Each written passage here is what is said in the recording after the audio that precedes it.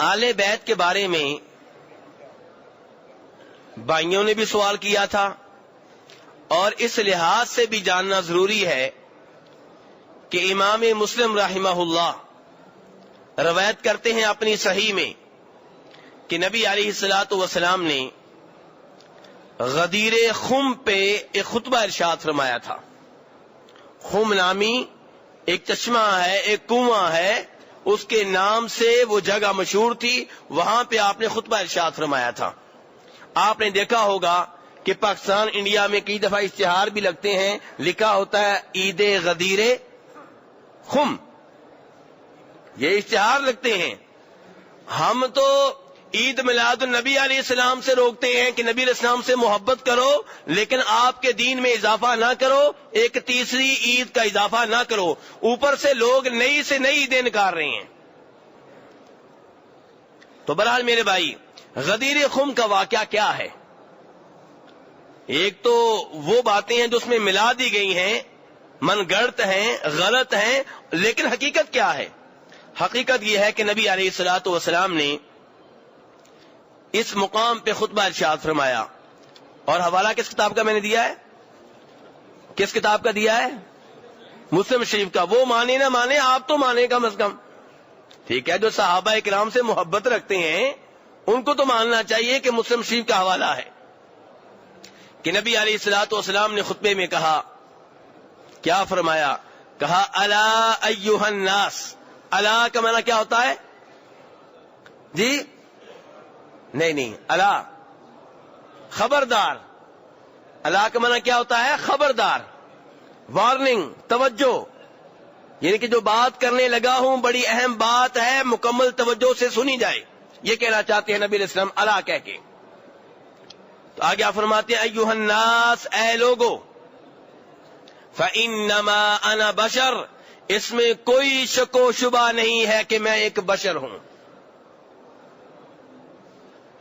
جہاں آپ غدیر خم کی باقی باتیں بیان کرتے ہیں، یہ سب سے پہلی بات بیان کریں۔ نبی علیہ السلام نے حمد و ثنا کے بعد خطبے کی ابتدا اسی بات سے کی ہے کہ لوگوں، اس میں کوئی شک و شبہ نہیں ہے کہ میں ایک بشر ہوں۔ آپ اتنی تاکید کے ساتھ کیوں کہہ رہے ہیں کہ اس میں کوئی شک و شبہ نہیں ہے کہ میں ایک بشر ہوں؟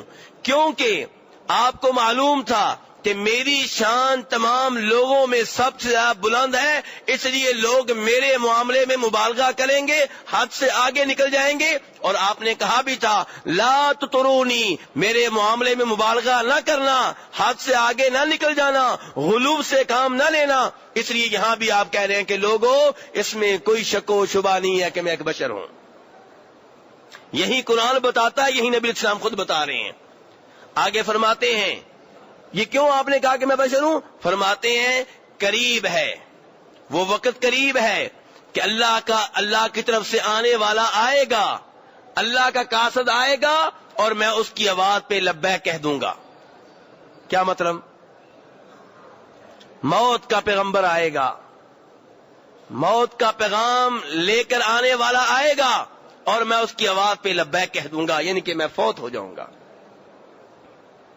فرمایا اس لیے یاد رکھو ترکت فیکم ثقلین، میں تم میں دو اہم چیزیں چھوڑ کر جا رہا ہوں۔ کتنی چیزیں؟ دو چیزیں۔ فرمایا اولہما کتاب اللہ، ان میں سے پہلی چیز کیا ہے؟ اللہ کی کتاب قرآن پاک۔ پہلی چیز کیا ہے؟ قرآن پاک، اللہ کی کتاب۔ کیا کرنا ہے جی قرآن پاک کو؟ آپ فرماتے ہیں فیہ الہدی والنور، فیہ الہدی والنور، اس کتاب میں، اس قرآن میں ہدایت بھی ہے، نور بھی ہے، روشنی بھی ہے۔ نبی علیہ الصلوۃ والسلام بشر ہیں، نور نہیں ہیں، لیکن آپ کی تعلیمات نور ہیں، آپ کی احادیث نور ہیں، آپ کے فرامین نور ہیں۔ روزہ میں بھول نہ جاؤں، اگر پڑھا رہا تو میں بھول کے پی لوں گا، اس لیے اللہ آپ کو ذائقہ خیر دے۔ تو آپ کیا فرما رہے ہیں میرے بھائیوں؟ فیہ الہدی والنور، کہ اس قرآن پاک میں کیا ہدایت ہے اور کیا ہے؟ تو نور، آپ کی ذات نور نہیں ہے، آپ کے منہ سے نور نکلتا ہے، آپ کی تعلیمات نور ہیں، آپ کی احادیث نور ہیں، آپ کے اوپر جو قرآن پاک نازل ہوا ہے وہ نور ہے۔ نور کا معنی کیا ہے؟ روشنی ہے۔ اس کا مطلب یہ ہے کہ روشنی قرآن پاک میں ہے، قرآن کے اوپر عمل کرنے والے روشن خیال ہیں۔ روشن خیالی یورپ سے نہیں ملے گی، روشن خیالی سیکولر لوگوں سے نہیں ملے گی. حقیقی روشن خیالی وہ ہے جو قرآن پاک میں ہے. جو روشنی ادھر سے آ رہی ہے وہ روشنی نہیں ہے، وہ اندھیرا ہے. جو روشنی ادھر سے آ رہی ہے اللہ کی قسم وہ روشنی نہیں ہے، وہ ظلمت ہے، تاریکی ہے، اندھیرا ہے. روشنی تو قرآن پاک میں ہے. روشنی تو وہ ہے جو 1400 سال پہلے اوپر سے نازل ہوئی تھی. نبی علیہ السلام کہہ رہے، میں نہیں کہہ رہا. فیہ الہدی والنور، نور کا ترجمہ اردو میں کیا ہے؟ روشنی. تو روشنی قرآن پاک میں ہے میرے بھائیوں. اور اس سے یہ بھی پتا چلا کہ نبی علیہ السلام ایک ہی حدیث میں کہہ رہے ہیں کہ میں بشر ہوں، جو قرآن پاک ہے اس میں نور ہے. تو آپ کی تعلیمات میرے بھائیوں نور ہیں، اس میں روشنی ہے. آگے آپ فرماتے ہیں فخذوا به واستمسكوا به، کہ یہ قرآن پاک جس میں ہدایت ہے، جس میں نور ہے، اس کو پکڑ لو اور مضبوطی سے پکڑ لو. قرآن پاک کو پکڑ لو اور مضبوطی سے پکڑ لو. کیا مطلب ہے پکڑ لو مضبوطی سے پکڑ لو؟ کیا اس کا مطلب اس کو بوسے دو، ریشم کے غلاف چڑھاؤ، اور جب عمل کی باری آئے تو کہو نہیں، ابا جی کہتے ہیں نہیں یہ کام نہیں کرنا. قرآن پاک تو کہتا ہے کہ یہ کام کرو لیکن ابا جی کہتے ہیں نہیں کرنا. کیا یہ قرآن پاک کو آپ نے تھاما ہے؟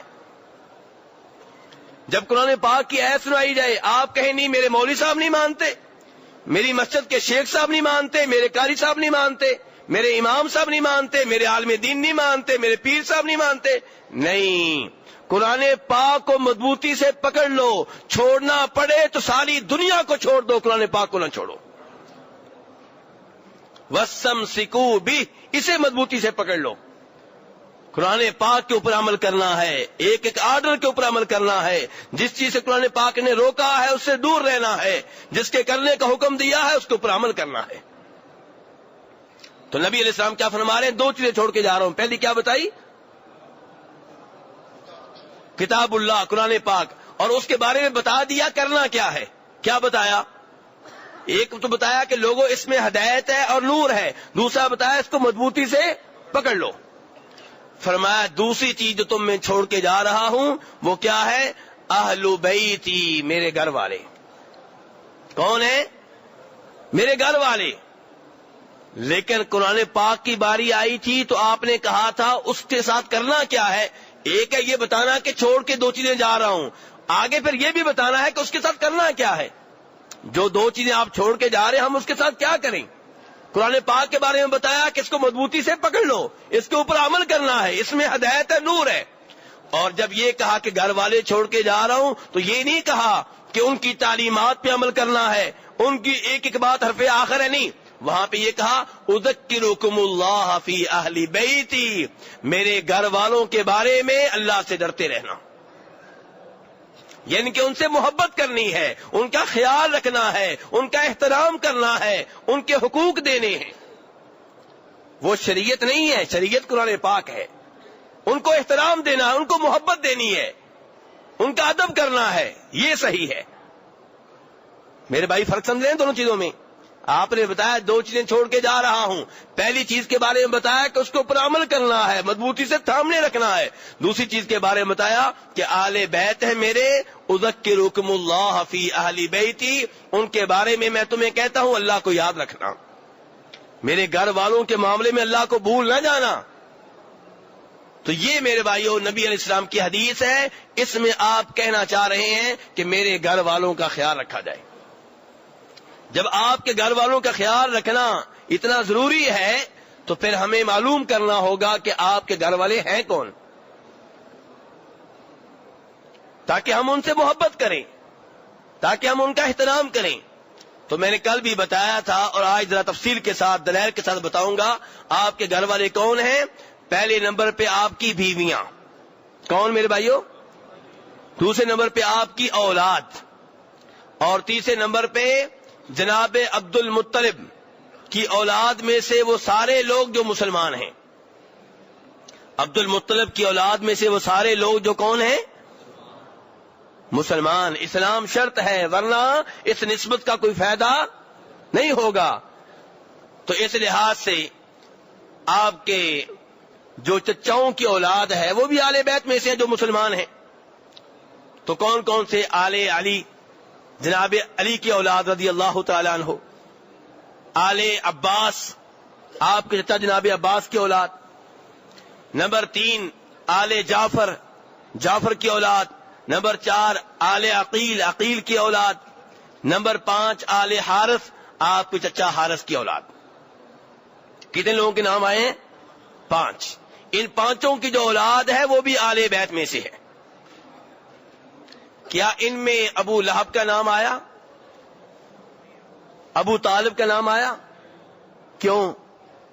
کیونکہ وہاں پہ توحید نہیں ہے۔ تو یہاں سے یہ معلوم ہوا کہ آج بھی جو یہ دعویٰ کرے کہ میں نبی علیہ الصلوۃ والسلام کی اولاد میں سے ہوں، آل بیت میں سے ہوں، اور ہو شرک کے اوپر، قبروں کا پجاری ہو، دربار بنائے ہوئے ہوں، قبروں کی چادریں چڑھاتا ہو، پھول چڑھاتا ہو، قوالیوں کا بندوبست کر رکھا ہو، اگربتیاں وہاں پہ جلاتا ہو، ایسی حرکتیں کرتا ہو، اسے ادب و احترام نہیں ملے گا۔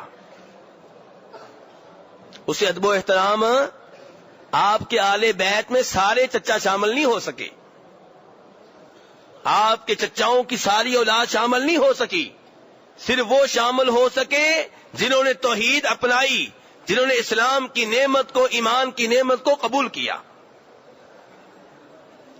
تو میرے بھائیوں، اب آتے ہیں دلائل کی طرف۔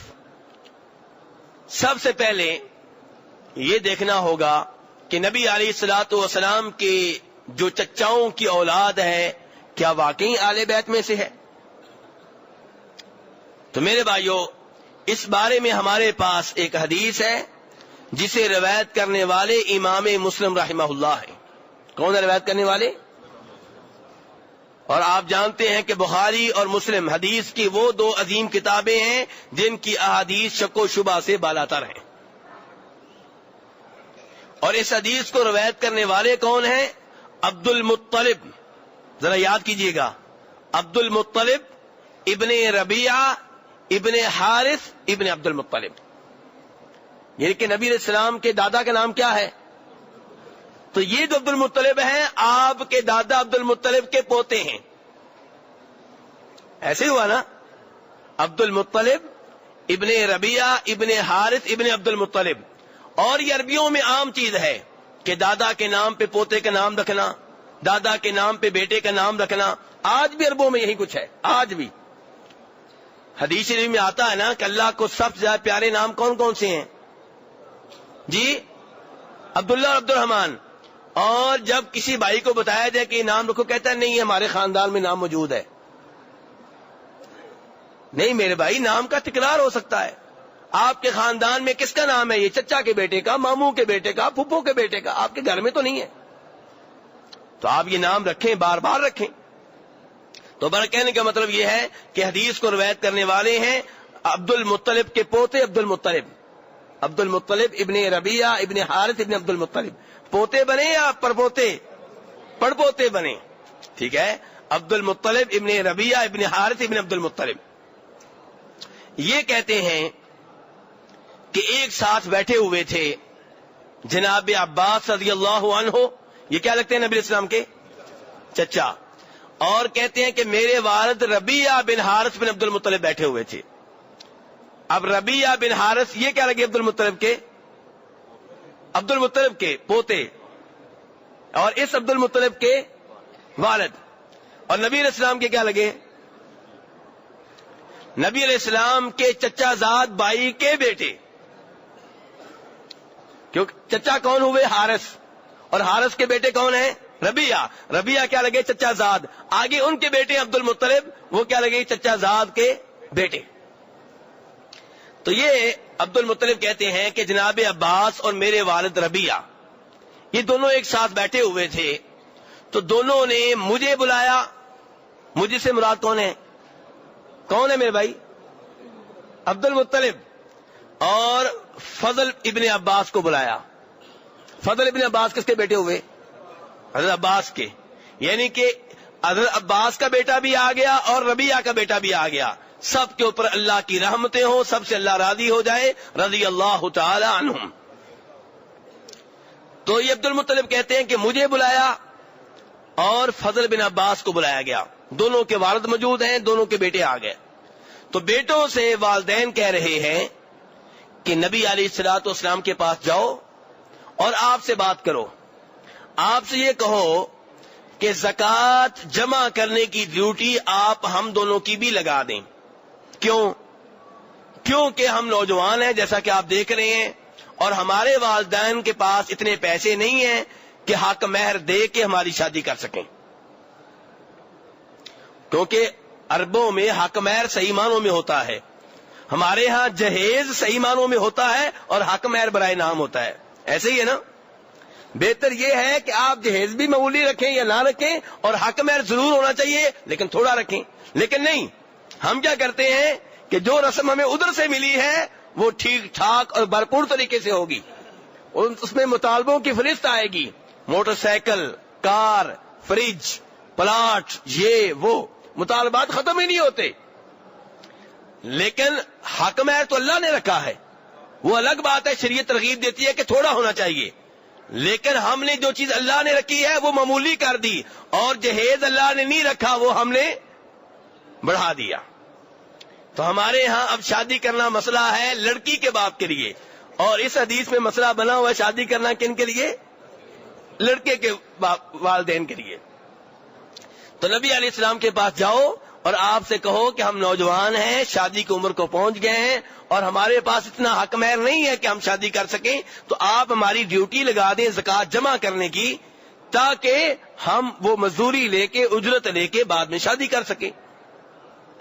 بے الفاظ دیگر وہ کہنا چاہتے ہیں کہ ہم آل بیت میں سے ہیں, زکوٰۃ تو ہم لے نہیں سکتے لیکن زکوٰۃ جمع کر کے مزدوری تو کر سکتے ہیں. نبی علیہ الصلوۃ والسلام اس وقت جناب زینب بنت جحش کے گھر میں تھے. تو فضل ابن عباس عبد المطلب کہتے ہیں ہم مسجد نبوی میں آئے تو ظہر کی نماز کا وقت تھا. کون سی مسجد کی بات ہو رہی ہے؟ اسی مسجد کی. کہتے ہیں کہ ظہر کی نماز ہم نے پڑھی اور فوری طور پہ نبی علیہ السلام کے حجرے کے دروازے پہ آ کے کھڑے ہو گئے کہ نبی علیہ السلام یہاں سے گزریں گے, اور آپ نے اس دن ٹھہرنا تھا جناب زینب بنت جحش کے گھر میں. کہتے ہیں کہ نبی علیہ السلام نے نماز پڑھی اور آپ آئے, زینب بنت جحش کے گھر میں داخل ہونے لگے تو ہمیں دیکھ کر رک گئے اور کانوں سے پکڑ کے پیار کیا. اس کے بعد نبی علیہ السلام گھر میں داخل ہوئے اور پھر ان کو بھی بلا لیا, کیونکہ آپ کو پتا چل گیا کہ گفتگو کرنا چاہتے ہیں, کوئی بات کرنا چاہتے ہیں. پہلے خود داخل ہوئے پھر بعد میں ان کو بلایا. تو اب یہ دونوں اندر بیٹھ کے نبی السلام نے کہا ہاں بھی کیا بات ہے. آپ دونوں ایک دوسرے سے کہنے لگے آپ بات کریں, آپ بات کریں, نہیں آپ بات, دونوں شرما رہے ہیں. پھر ان میں سے ایک نے بات کی تو بتایا کہ ہم نوجوان ہیں, شادی کی عمر کو پہنچ گئے ہیں, حق مہر ہمارے پاس نہیں ہے, تو ہم یہ چاہتے ہیں کہ آپ زکوٰۃ جمع کرنے کی ڈیوٹی ہماری لگائیں, جتنی مزدوری آپ دوسرے لوگوں کو دیتے ہیں ہمیں بھی دے دیں. نبی علیہ الصلوۃ والسلام خاموش ہو گئے, آسمانوں کی طرف دیکھنے لگے, چھت کی طرف دیکھنے لگے, خاموش رہے کافی دیر. اور اس کے بعد آپ نے نوفل بن حارث کو بلایا. نوفل بن حارث عبد المطلب کے کیا لگے؟ یہ عبد المطلب جو پڑپوتے ہیں, نہیں بھائی نہیں لگے, چچا لگے, کیونکہ عبد المطلب بن ربیعہ بن حارث ہیں اور یہ نوفل بن حارث ہیں. ان کو بلایا نبی علیہ السلام نے اور ان سے کہا کہ اپنی بیٹی کی شادی اس عبد المطلب سے کر دو. اپنی بیٹی کی شادی کس سے کر دو؟ عبد المطلب سے. انہوں نے کہا یہ ٹھیک ہے. پھر نبی علیہ الصلوۃ والسلام نے بلایا ایک آدمی کو جس کا نام تھا محمیہ, اور اس سے کہا اپنی بیٹی کی شادی فضل سے کر دو, فضل ابن عباس سے. انہوں نے کہا ٹھیک ہے جی. اور پھر فرمایا نبی علیہ الصلوۃ والسلام نے محمیہ سے, اور یہ محمیہ وہ آدمی ہیں جن کی ڈیوٹی تھی کہ خمس کے مال کی نگرانی کریں. اب یہاں سے صحیح معنوں میں مسئلہ آپ کو سمجھائے گا, ذرا توجہ میرے ساتھ رہے. خمس کیا ہوتا ہے؟ آج ان لوگوں نے جو صحابہ کرام سے بغض و عداوت رکھتے ہیں, خمس کو ذریعہ بنا لیا ہے اپنی عوام کو لوٹنے کا. اور کیا کہتے ہیں جی, جس نے حج پہ جانا ہے خمس سے ماں کروائے ورنہ حج نہیں ہوگا. خوب کمائی کرتے ہیں پھر. اس کے علاوہ بھی خمس عوام سے مانگتے رہتے ہیں وہ لوگ. سمجھے میرے بھائی کہ نہیں سمجھے؟ حقیقت میں خمس کیا ہے آپ کو یہ بتایا جائے. اللہ تعالیٰ فرماتے ہیں 10ویں اس پارے کی پہلی آیت ہے وَاعْلَمُوا أَنَّمَا غَنِمْتُم مِّن شَيْءٍ فَأَنَّ لِلَّهِ خُمُسَهُ وَلِلرَّسُولِ وَلِذِي الْقُرْبَى وَالْيَتَامَى وَالْمَسَاكِينِ وَابْنِ السَّبِيلِ إِن كُنتُمْ آمَنتُم بِاللَّهِ وَمَا أَنزَلْنَا عَلَى عَبْدِنَا يَوْمَ الْفُرْقَانِ يَوْمَ الْتَقَى الْجَمْعَانِ. اللہ تعالیٰ فرماتے ہیں اس آیت میں کہ اے مسلمانوں تم جان لو کہ تم جو بھی مال غنیمت حاصل کرو، مال غنیمت کہاں سے آتا ہے؟ جہاد سے، لڑائی سے، کافروں سے ملتا ہے. وہ اپنی عوام سے نہیں لوٹا جاتا. کہاں سے ملتا ہے؟ جہاد سے آتا ہے. یہ اپنی عوام کو لوٹ رہے ہیں. تو بہرحال فرمایا کہ جب بھی تم مال غنیمت حاصل کرو تو اس کا خمس عربی میں کس کو کہتے ہیں؟ 5واں حصہ. کسے کہتے ہیں؟ خامس کہتے ہیں 5 کو، خمس کہتے ہیں 5ویں حصے کو. تو اللہ تعالیٰ فرما رہے جو بھی مال غنیمت تمہارے پاس آئے تو اس کا خمس یعنی کہ 5واں حصہ جو ہے وہ جہاد کرنے والوں کے لیے نہیں ہے. 4 حصے کن کے لیے ہے؟ جہاد کرنے والوں کے لیے. 4 حصے ان فوجیوں میں تقسیم ہوں گے جنہوں نے جہاد کیا تو یہ مال ملا. اور جو 5واں حصہ ہے وہ فوجیوں کے لیے نہیں ہے. کن کے لیے جی؟ ان للہ، وہ اللہ اور اللہ کے رسول علیہ السلام کے لیے ہے. اللہ کا نام برکت کے لیے آیا ہے، ورنہ اللہ کو تو نہیں ملتا نا. لیکن پہلے یعنی کہ وہ جو 5واں حصہ آیا اس کے آگے 5 حصے ہوں گے. وہ جو خمس آیا ہے اس کے کتنے حصے ہوں گے؟ اس کے پھر 5 حصے ہوں گے. فرمایا ایک حصہ للرسول ہی کس کے لیے ہے؟ نبی علیہ الصلوۃ والسلام کے لیے. والد القربہ، اور دوسرا حصہ نبی علیہ السلام کے رشتہ داروں کے لیے، اہل بیت کے لیے. سن رہے میرے بھائی؟ والیتامى، تیسرا حصہ کن کے لیے؟ جو بھی کوئی یتیم ہو. والمساکین، چوتھا حصہ کس کے لیے؟ مسکینوں کے لیے. وابن السبیل، 5واں حصہ کن کے لیے؟ مسافروں کے لیے. کن کے لیے؟ تو یہ خمس جو ہے اس کے کتنے حصے ہوں گے؟ 5.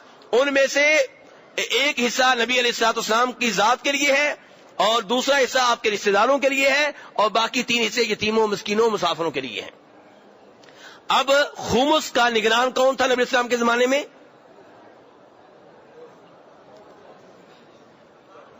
مہمیہ. اللہ آپ کو جزائے خیر دے. مہمیہ کون آدمی تھا اس کا نگران؟ مہمیہ. تو مہمیہ سے آپ نے ایک تو کہا کہ اپنی بیٹی کا رشتہ فضل بن عباس کو دے دو، دوسرا یہ فرمایا کہ ان دونوں کا اتنا اتنا حق مہر خمس میں سے ان کو دے دو. یہ کہاں سے نکالا گیا ہے؟ خمس کے بھی 5 حصے بنتے ہیں، ان میں سے کہاں سے نکالا گیا ہے؟ رشتہ داروں کا. کہ خمس کے 5 حصے ہیں، ایک نبی اسلام کا ذاتی اور دوسرا حصہ آپ کے رشتہ داروں کا ہے. تو یہ آئے تھے زکوٰۃ کی ڈیوٹی لینے اور آپ نے زکوٰۃ کی ڈیوٹی انہیں نہیں دی. کیا دیا؟ خمس میں سے ان کی مدد کی. اور ساتھ ہی فرمایا نبی علیہ الصلوۃ والسلام نے اس موقع پہ کہ ان الصدقہ لا تنبغی لآل محمد انما ہی اوساخ الناس صلی اللہ علیہ وسلم. آپ فرما رہے ہیں کہ یہ زکوٰۃ جو ہے یہ آل بیت کے لیے، میرے آل بیت کے لیے، میرے گھر والوں کے لیے، میری آل کے لیے مناسب نہیں ہے. دوسری روایت میں ہے کہ حلال نہیں ہے کیونکہ یہ لوگوں کی میل کچیل ہے. یہ زکوٰۃ جو ہم ادا کرتے ہیں اس سے کیا نکلتی ہے؟ میل کچیل نکلتی ہے. کیونکہ کاروبار کرتے ہوئے، تجارت کرتے ہوئے کئی دفعہ ایسی غلطیاں ہو جاتی ہیں جن کا ہمیں پتہ بھی نہیں چلتا. کئی دفعہ ہم رشوت دے بیٹھتے ہیں، ہمیں پتہ بھی نہیں ہوتا کہ یہ رشوت بن رہی ہے. ایک تو وہ رشوت ہے نا جو ہم سب کو پتہ ہے کہ ہم دیتے ہیں، وہ تو بس اللہ ہی معاف فرمائے. اس کا انجام تو یہ ہے کہ الراچی والمرتشی کلاہما فی النار، رشوت دینے والا، رشوت لینے والا دونوں جہنم میں ہیں. لیکن بات کر رہا ہوں کہ ایسی غلطیاں ہوتی ہیں جن کا ہمیں پتہ بھی نہیں چلتا. تو یہ زکوٰۃ جب ہم دیتے ہیں تو یہ میل کچیل ہوتی ہے ہمارے مال کی. تو نبی علیہ السلام فرما رہے میرے گھر والوں کے لیے میل کچیل جائز نہیں ہے، ان کے لیے یہ میل کچیل حلال نہیں ہے. تو پھر آپ نے اس کے متبادل کے طور پہ انہیں کیا دیا؟ خمس دیا. اور اسی وجہ سے کئی علماء کرام کہتے ہیں، دھیان سے سن لیں، ان میں امام ابو یوسف بھی ہیں، ابن تیمیہ رحمہ اللہ بھی ہیں. وہ کہتے ہیں کہ آل بیت کو چونکہ آج کل خمس نہیں مل رہا، اس لیے اگر کسی کی حالت بہت خراب ہو، بہت فقیر ہو، تو زکوٰۃ کے مال سے اسے کچھ دیا جا سکتا ہے، مدد کی جا سکتی ہے. کیونکہ اللہ نے ان کے لیے خمس رکھا تھا، زکوٰۃ نہیں رکھی تھی. اب جب انہیں خمس نہیں مل رہا تو اب ان کو بھوکے نہیں مرنے دینا. اگر ویسے مدد کر سکے اچھی بات، ورنہ زکوٰۃ میں سے کر دیں، یہ ان کا موقف ہے. اگرچہ اس کی واضح طور پہ کوئی دلیل نہیں ہے، لیکن ویسے میں نے موقف ذکر کیا آپ کے سامنے. بہرحال بات آگے بڑھاتے ہیں کہ نبی علیہ الصلوۃ والسلام نے یہ کن سے آپ کہہ رہے ہیں کہ آل محمد کے لیے زکوٰۃ حلال نہیں ہے؟ کن سے کہہ رہے ہیں؟ یہ بچے کیا لگتے ہیں آپ کے؟ ایک چچا کا بیٹا ہے اور ایک چچا ذات کا بیٹا ہے. تو کیا اس سے یہ نہ پتا چلا کہ آپ کے چچاؤں کی اولاد آل بیت میں سے ہے؟ پتا چلا کہ نہیں چلا؟ آپ نے جب انہوں نے آپ سے یہ ڈیوٹی مانگی، آپ سے یہ نوکری مانگی، تو آپ نے آگے سے کہا یہ نوکری نہیں مل سکتی، زکوٰۃ والی نوکری نہیں مل سکتی. کیوں نہیں مل سکتی؟ کہ زکوٰۃ آل محمد کے لیے حلال نہیں ہے. پھر ان کی مدد کس سے کی ہے؟ خمس سے کی ہے. کس سے کی ہے میرے بھائیوں؟ خمس سے کی ہے. تو میرے بھائیوں اس سے پتا چلا کہ نبی علیہ الصلوۃ والسلام کے چچاؤں کے اولاد جو مسلمان ہیں، توحید کے اوپر ہیں، مشرک نہیں ہیں، وہ آپ کی آل میں سے ہیں، آل بیت میں سے ہیں. تو آپ کے چچا عباس رضی اللہ عنہ، جناب علی کے اولاد، جناب جعفر، جناب عقیل، جناب حارث، ان سب کے اولاد جو ہے وہ آل بیت میں سے ہے.